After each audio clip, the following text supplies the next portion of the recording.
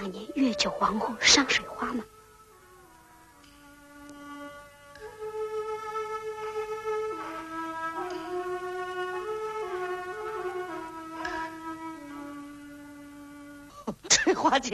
水花姐在后台叫了悬梁，吊死了。越剧在上海的发展，既是越剧姐妹们的奋斗史，也是旧社会越剧姐妹的一部血泪史。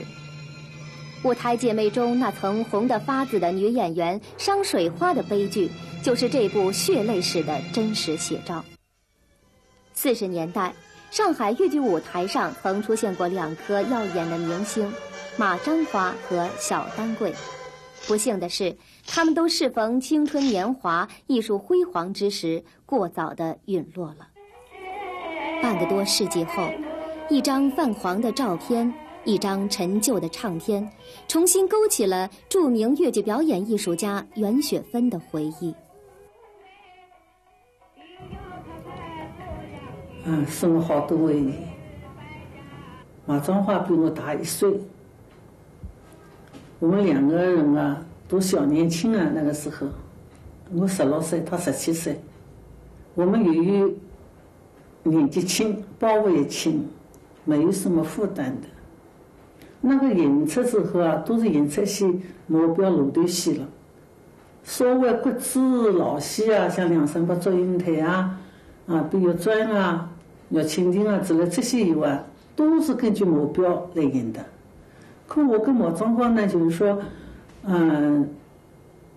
过去啊都台上见的，因为目标戏啊看每个演员的你的本事，到当场怎么表演。马章花跟我呢，他的默契啊可以说用不着，因为我属于即兴创造性很强的，他也属于即兴创造性很强的，这么一个情况，大家有非常默契的，有时候唱得了可以一直会唱下去。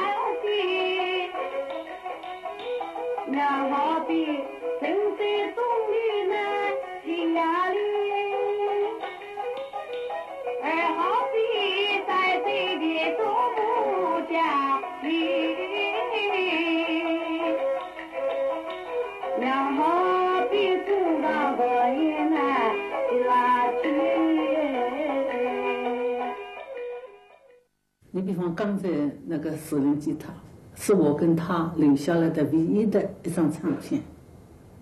我跟他还是当中，我记得我跟他分开的时候，是演的是梁山伯祝英台。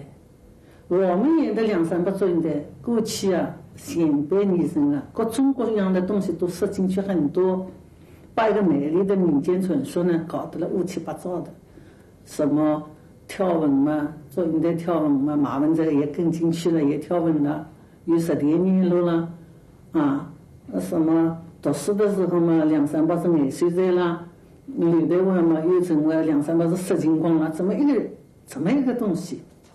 所以我跟马章花演呢，我们不按照原来师傅教我们的东西，我们就要改了，很庸俗很粗糙的东西啊。马章花说我们要改，我也主张改的。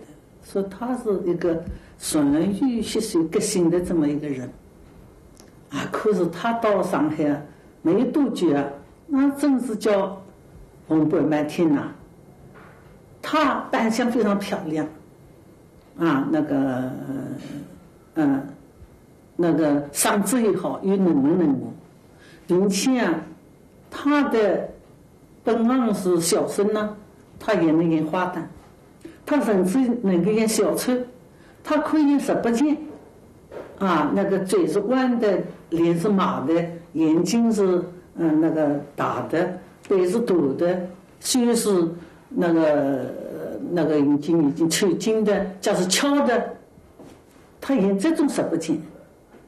可是他很红的时候，有好多姑娘讲：“哎呀，你怎么演的那么难看？”他说：“你们看过戏啊，看过什么？”说这个人很有特点，很有特点的。所以在演出当中，我们是有好多默契。在两三把作品当中，我跟他演出当中，那最投入的那样一个戏，所以我永远不能忘记。因为由于当时老板那个问题啊，他也结婚了以后啊，他也不得不离开大来剧场。最后一场戏啊，我跟他是演两三把祝英台。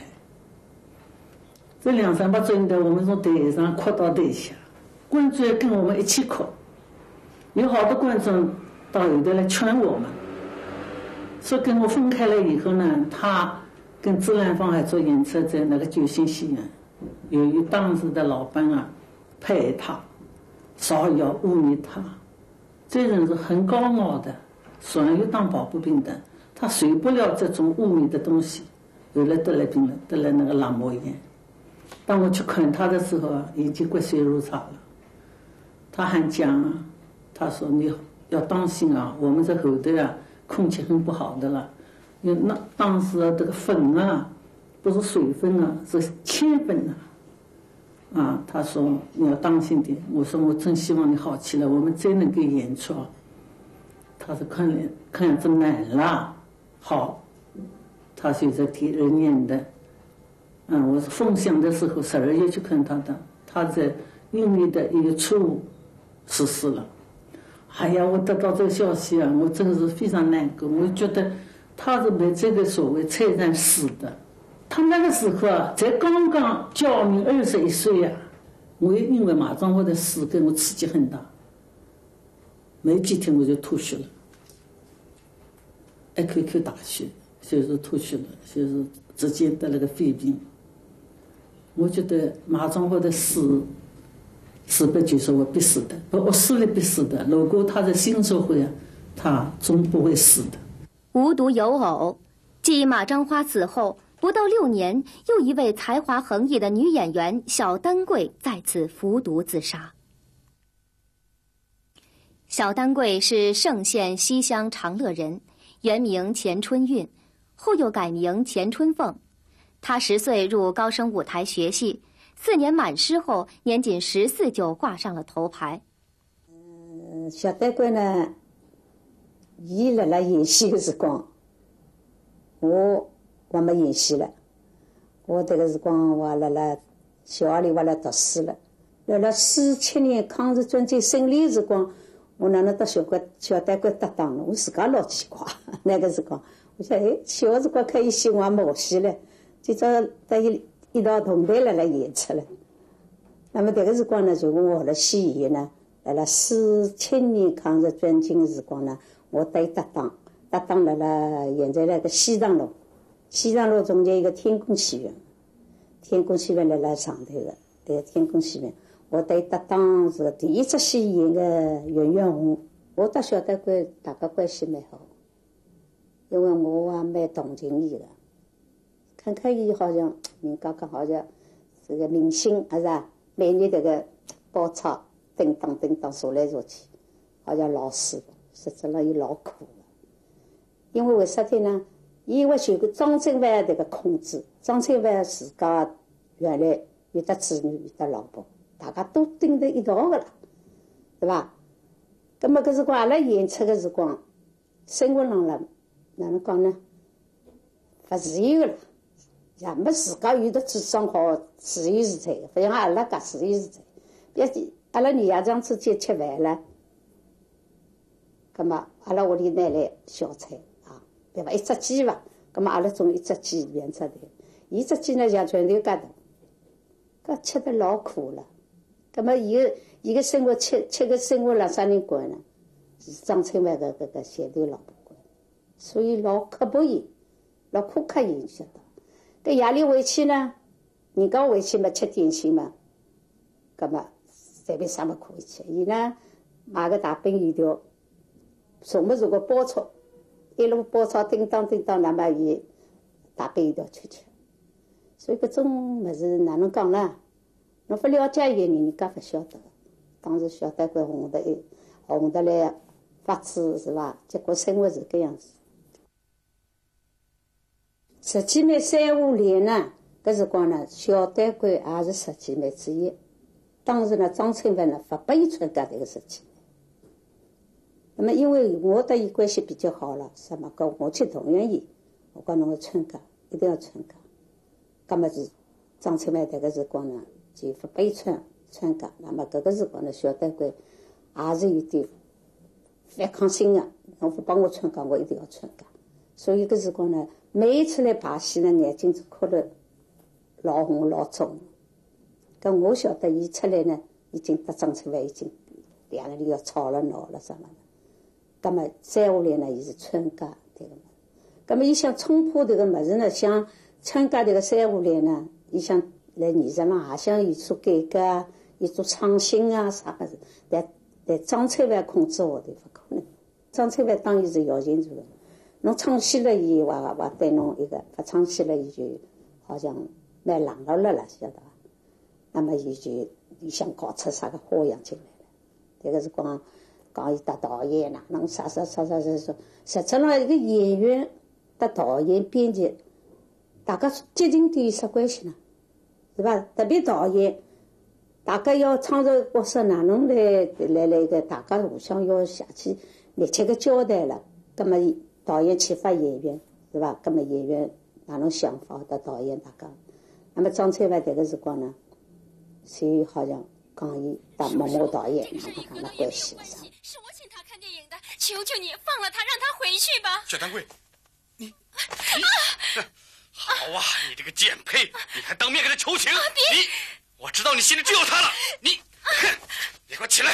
张淑芬，你太不讲理了！你管什么？你们叔叔，求求你了，放了他吧！求求你了！你们这些流氓！我看你还跟他求情！我能打死你！别打他！你滚！我打你！你他妈的！你给我打！别打了！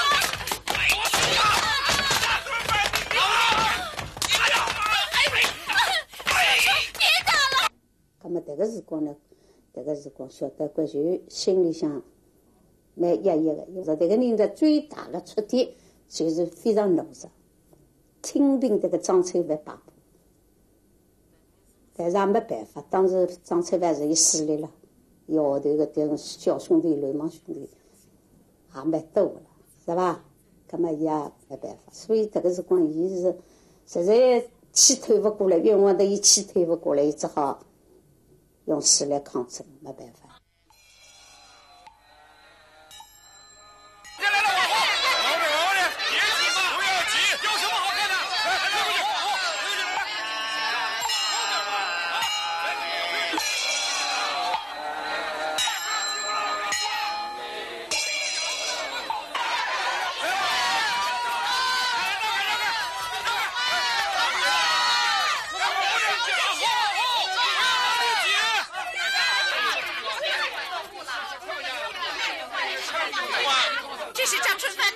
小丹桂吃的莱沙尔的瓶子，这是锁住房门的铜锁。与5年前马章花的大殓仪式相比，这次人们已不仅仅是以眼泪去表示哀悼，而是团结一致，声讨杀人凶手，面对面的示威。2颗明星的陨落，终于使一代越剧姐妹觉醒了。以袁雪芬为首的越剧姐妹们在逆境中团结起来，共同向着吃人的社会进行抗争，终于迎来了新时代的曙光。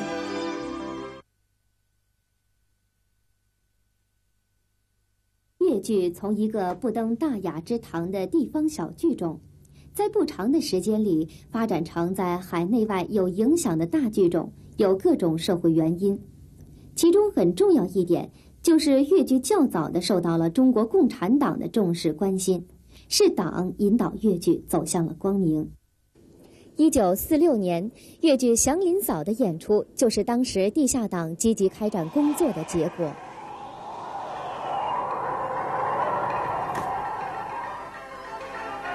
我只有太太文昌。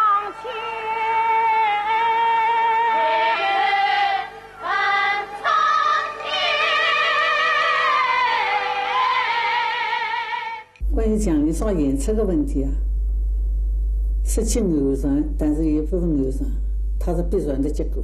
有一天呢，我在化妆，日常演下来以后，我在改装晚上要演出的时候呢，我们的编导是暖薇，他拿来一本小说，他说袁小姐，他说，你化妆啊，我读一篇小说给你听听，你听了以后，你看这篇小说能不能改写？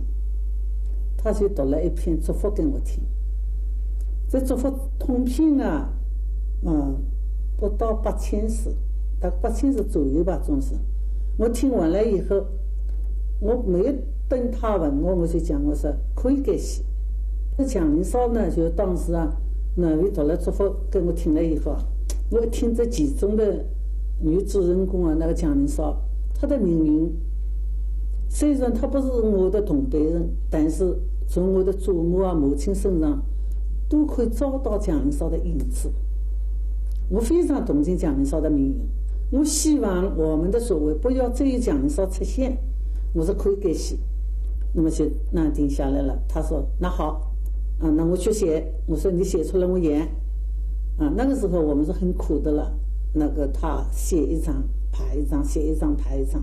这个戏啊，仅仅花了1个月左右的时间，那个把它写出来、排出来的。后来呢，就这个戏为演这个戏，我们去拜访了鲁迅夫人许光平，得到许光平的同意，我们才能演出。所以蒋林少那样演出的。我那个时候还不知道，暖薇这个小说啊，就是丁寅那写的。是学丁寅的小说，他是叫一个妇女什么女文学了什么这么一个里面有祝福的这一篇鲁迅的小说，我还不晓得，我也不晓得丁寅就是丁进党，那是后来的事情了。最胜利以后，我来了上海工作，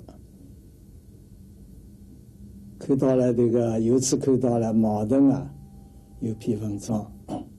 讲到中国的现代文学中这个女性的形象，那么我就写了一篇关于鲁迅祝福中这个女性蒋林少，做了分析，发表在了一本妇女这个杂志上面。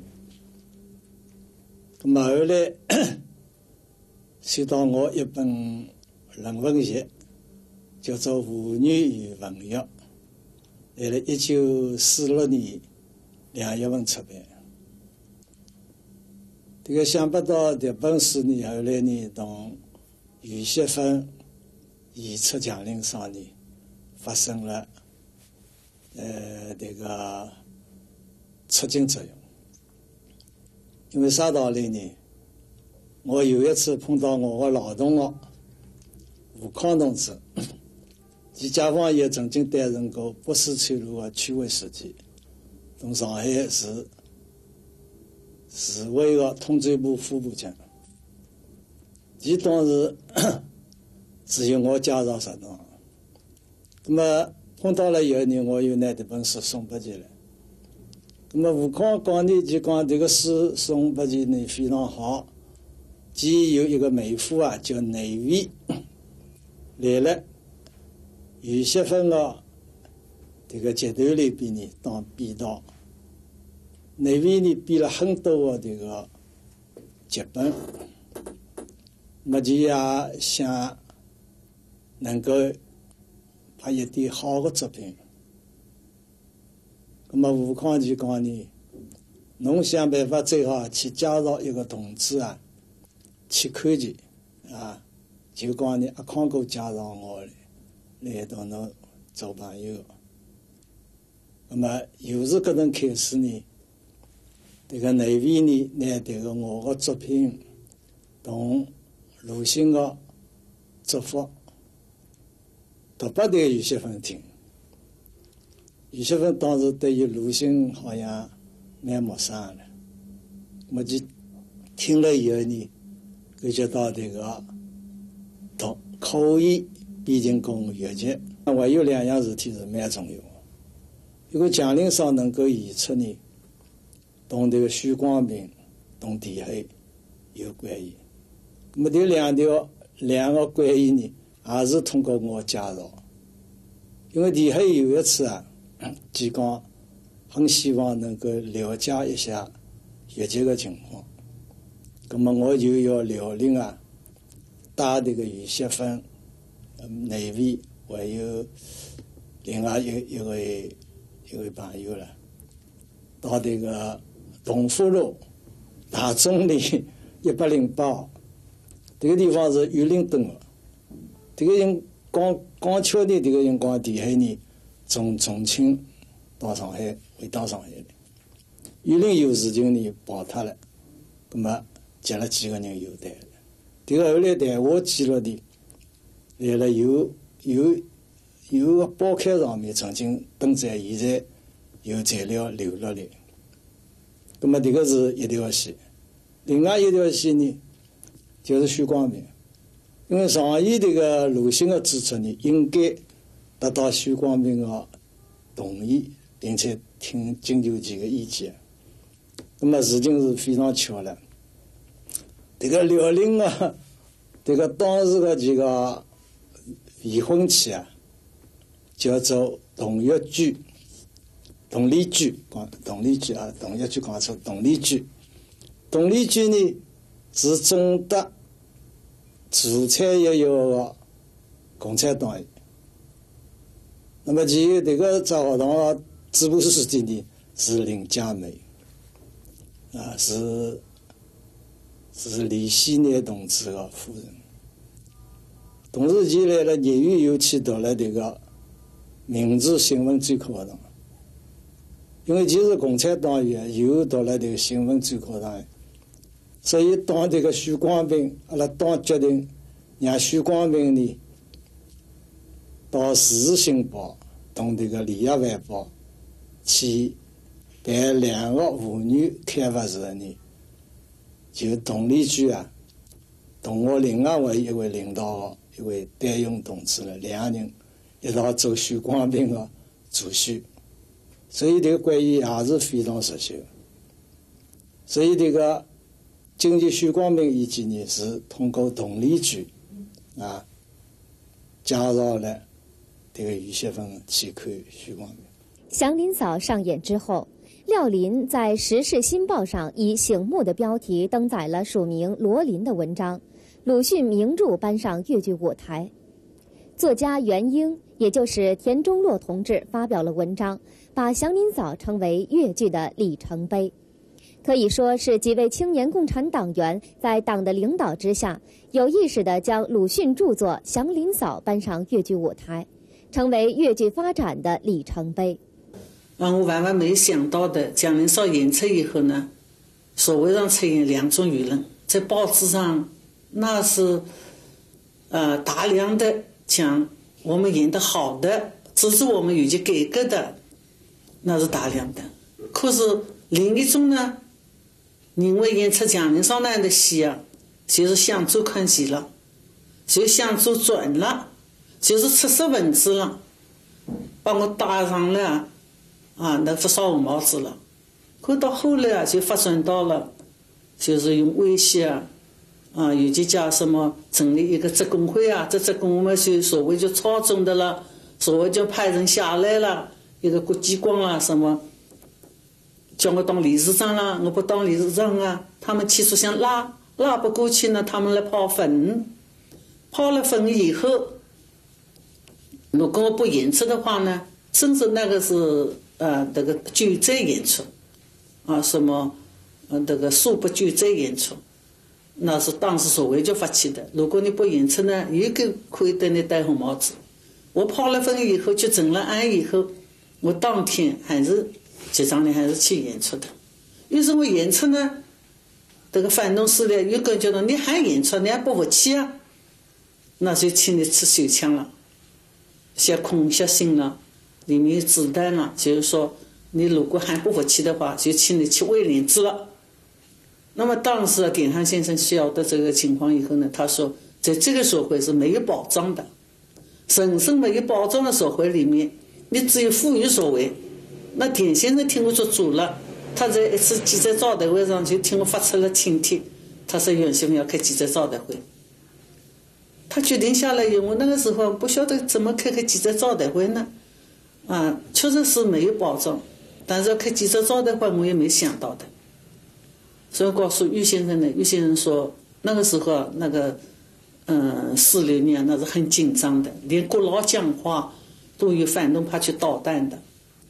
他说在这个时候开记者招待会有好多人发言是不利的郭先生来参加会可以，但是你不要叫他发言，是吧？你只讲在这个社会你是言行为正义的，希望就正义就深圳的，你只要提出这个问题，你其他问题都不要讲。所以记者招待会下来以后，在那个会上许光平也那个大力支持了。那洪森先生更加了他从美国回来，他好多事情看不懂。他说像袁学芬先生那样的，他首先他叫我先生了，袁学芬先生那样的有些改革得不到支持，还有迫害，他让一个善良人活下去吧。大声疾呼的，在这个会上好多人的发言。第二天报纸在文汇报就是袁学芬挺起胸来。报纸的正义呼声对我的声援。于是呢，当时反动派呢，他不敢明目张胆的对我配。在这次记者招待会几天之后，周恩来副主席参加国共和谈来到了上海，听地下党汇报了袁雪芬演出《祥林嫂》并因此而受到迫害的情况，很关心。他不顾特务盯梢，亲自来到了明星大戏院，看了雪声剧团演出的《凄凉辽宫怨》。我不能忘怀的就是解放以前由于地下党蒋林嫂演出以后，46年演出以后觉得好是人对我的关照。尤其不能忘记的周恩来总理，周恩来总理跟邓颖超大姐我是不能忘记的，他们对我的教育帮助。我记得在46年我演出《凄凉辽宫怨》的时候，第二天我从报纸上看到中共代表，那是9月18号的，那报纸上都有报道的。我看到《世界日报》上也那讲中共代表看越剧，当时我不晓得中共代表是谁。那这件事情就是一直等到1949年解放我被推选为第一届政治协商会议讨论共同纲领，就军副主席要见见我们这些代表，那是开会以前了。那看见军副主席来，首先是有08局满头人发的先接待我们，然后军副主席来了。那个时候军副主席神采奕奕的穿来说一身那个蓝的那个西装那个中山装，他一个一个握手握过去，都可以谈出在哪一年什么地方见到的都像谈家长那样的那样亲切。我到我的时候，他说我早认识你了我46年就看过你的演出《凄凉辽宫怨》。哎呀，我才晓得原来中共代表看《凄凉辽宫怨》的就是军副主席我一直到什么时候呢？到4次文代会的时候，玉林先生在告诉我，他说总理当年来看了你的演出，他说第二天在马士南路就中共办事处，那个中共办事处要撤离的时候他说总理要玉林先生跟刘和生当面去讲。离开上海前，周总理又对地下党的工作做了部署，要求派正派的同志去做地方戏曲方面的工作。当时吴琛是党的外围组织，他到玉兰剧团主持剧务部。党员钱英玉同志先后到少壮剧团和玉兰剧团当编导。49年1月，党员刘厚生同志到雪声剧团担任剧务部主任。他们都编导了一些有鲜明进步倾向的戏，引导粤剧界走向光明。1948年的秋天，在文委的指示底下呢，我和吴琛、钟明还组织了2次粤剧编导的应变座谈会。所谓应变呢，实际上呢，就是为了迎接上海解放，做些思想准备，进行酝酿。平素呢，我给编导的交往主要通过艺术交流，譬如互相审看各自编导的新戏的彩排，再通过吃饭吃夜宵就议论一番，进行工作。上海解放那天，地下党事先组织的5个主要粤剧团组成了5个宣传队，冒着流弹上电台宣传。从此，粤剧掀开了新的一页，粤剧冲破黑暗，走进了光明。